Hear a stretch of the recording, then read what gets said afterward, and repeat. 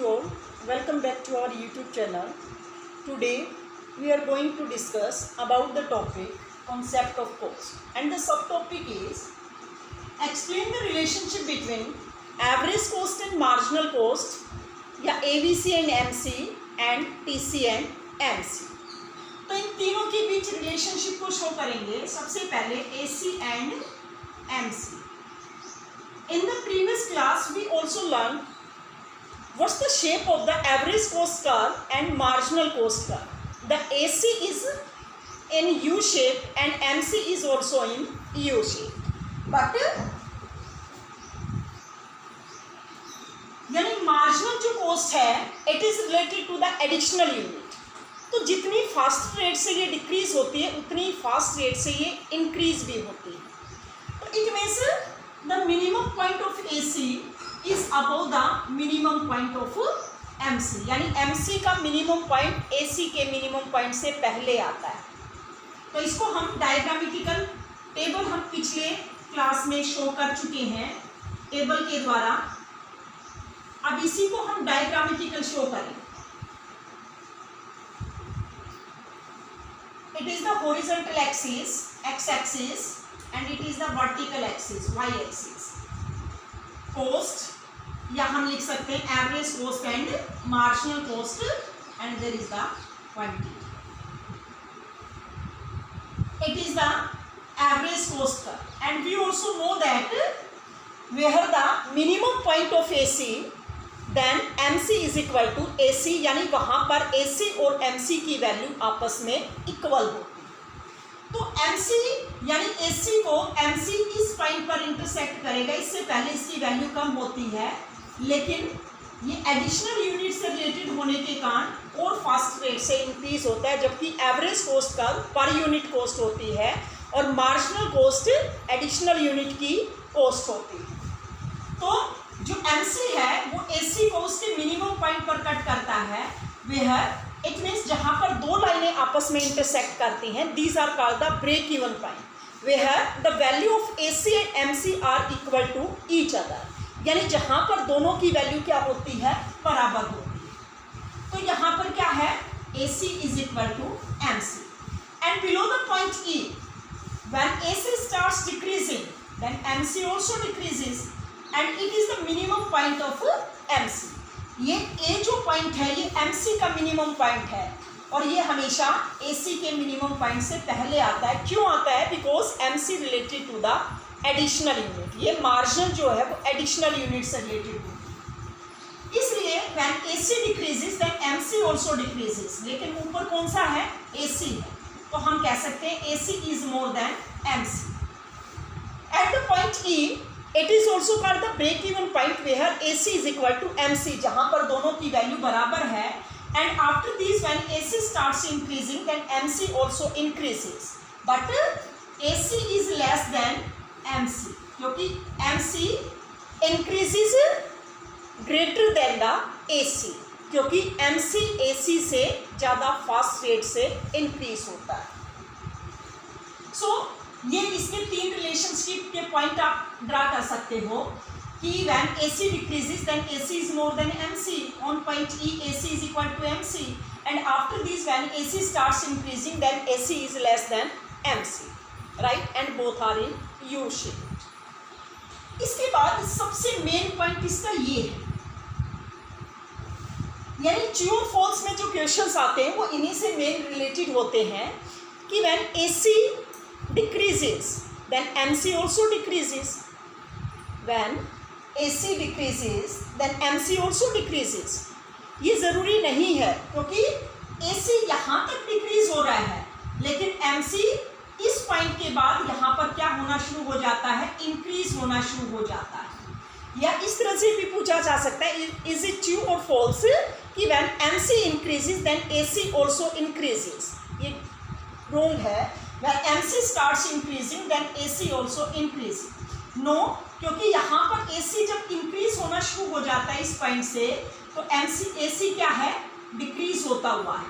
तो it means ये main point है इसका जो ट्रू या फॉल्स के रूप में क्वेश्चंस पुट अप किए जाते हैं.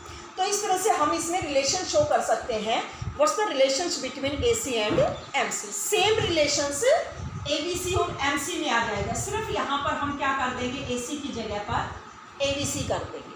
सेम रिलेशंस होगा क्योंकि दोनों की शेप AC और ABC दोनों की जो शेप होती है वो U शेप होती है। तो AC की जगह हम सभी पॉइंट पर क्या ड्रा कर देंगे, ABC कर देंगे, क्योंकि MC also cuts ABC at its minimum point, क्योंकि MC ABC को भी उसके मिनिमम पॉइंट पर कट करता है। इसके बाद देखिए बेटा, इसी को एज ए हम सिंगल डायग्राम के रूप में भी ड्रा कर सकते हैं कि जैसे क्वेश्चन आ गया कि explain the relationship between AC and MC and also draw on a single diagram AC ABC MC। इन तीनों की या AFC भी आ सकता है, चारों की वैल्यू एक सिंगल डायग्राम के द्वारा ड्रा करनी है आपको। तो एज इट इज हम एक सिंगल डायग्राम के द्वारा ड्रा कर सकते हैं, जैसा आपने शेप पढ़ी थी AC ABC एंड AFC की। तो AFC कैसा होता है, AFC is in rectangular hyperbola, क्योंकि AFC की वैल्यू कंटिन्यूसली डिक्रीज होती जाती है एज आउटपुट इंक्रीजेस। इसके बाद the ABC is in U shape, और पहले इन दोनों के बीच गैप ज़्यादा होता है और उसके बाद गैप कम होता जाता है।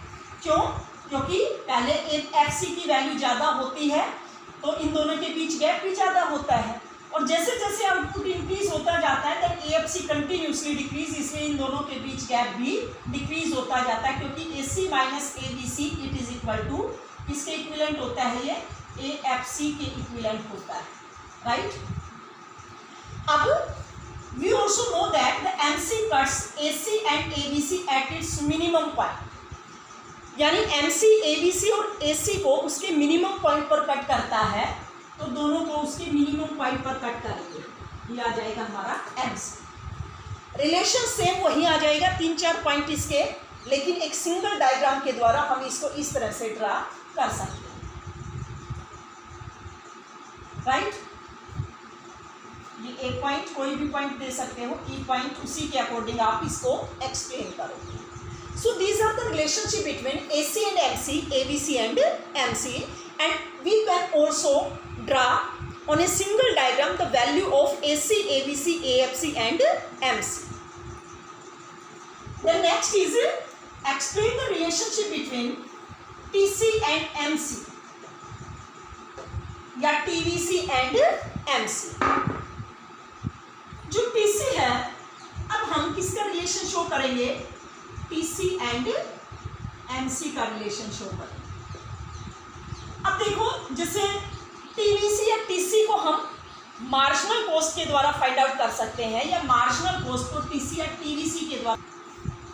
Then we can also explain the relationship between TC and MC। We also know that the shape of TC it is in inverse S shape. ये S शेप में होता है, inverse cost and quantity, and the total curve cost starts from the y-axis। ये y-axis से शुरू होता है TC। क्यों होता है, why the TC starts from y-axis? Because TC is the sum total of the TFC plus TVC, and TFC can never be zero, और TFC कभी जीरो नहीं हो सकती। लेकिन ध्यान रखना, in the long run the TC starts from origin point। क्यों? because there is a long run में कोई भी fixed cost include नहीं होती, इसलिए TC किसके इक्विवेलेंट होगा, TVC के इक्विवेलेंट होगा। and we also know that कि वह TC starts increase with increasing rate। suppose ये पॉइंट है, वहाँ पर MC अपने मिनिमम पॉइंट पर होता है MC। So we can explain कि when TC increase with decreasing rate। आप ये देखो, यहाँ पर TC increase तो हो रहा है एक पॉइंट तक, लेकिन उसके बाद increase हो रहा है लेकिन decreasing rate से, then MC also decreases, right? And the point A where TC stops increase with the decreasing rate, यानी A पॉइंट वो पॉइंट है जहाँ पर TC इंक्रीज होता है डिक्रीजिंग रेट से, उसके बाद वो स्टॉप हो जाता है। And after the point A and on point A it is a point where TC increase with decreasing rate, it stops. then MC at its minimum point. And after the point A, where TC increase with increasing rate, then MC also increases. तो MC भी क्या होना शुरू हो जाता है, increase होना शुरू हो जाता है. तो this is the relationship between TC and MC. And ये मेन इनकी शेप किस पर डिपेंड करती है? These are depends on the law of variable proportion. Same इसी तरह से हम TVC और MC में रिलेशन शो कर सकते हैं. सिर्फ डिफरेंस क्या होगा कि जो TVC होगा it starts from the origin point, यानी ये कहाँ से शुरू होगा? ओरिजिन पॉइंट से शुरू होगा, ना कि वाई एक्सिस से, क्योंकि when output is 0 then TVC also 0, यानी यहाँ से शुरू होगा. ये हमारे पास TVC है, लेकिन सेम पॉइंट वहीं आ जाएंगे, ये MC है.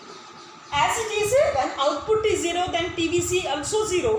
It means when after this यहाँ पर quantity and cost, and after this when TVC increase with decreasing rate then MC also decreases, and the point A where TVC stops increase with decreasing rate then MC at its minimum point, and after this when TVC increase with increasing rate then MC also increases. तो same relations आ जाएंगे. सिर्फ difference क्या होगा, जो TC है वो Y axis से शुरू होता है because it is the sum total of TFC plus TVC, but the TVC starts from the original point because it is not included the fixed cost. So ये रिलेशनशिप थे AC, MC, TC and MC. Main यही है, फिर इन्हीं के reflections हैं ये. सो that's all for today. For the further connection, please connect our YouTube channel. Thanks and have a nice day.